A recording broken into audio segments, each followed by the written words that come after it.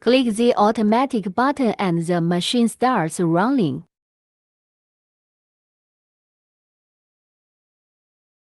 The diamond core drill bit barrel is automatically transferred to the slide table fixture.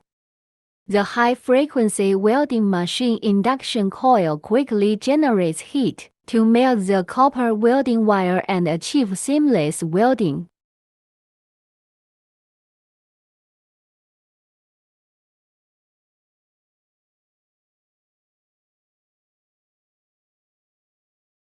After welding is completed, the diamond core drill bit automatically unloads.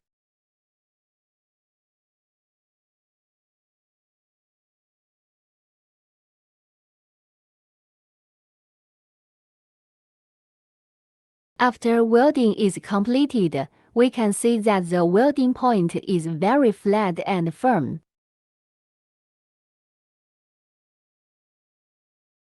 To ensure the quality of welding, the operator uses a torque wrench to test with a value of 20 N.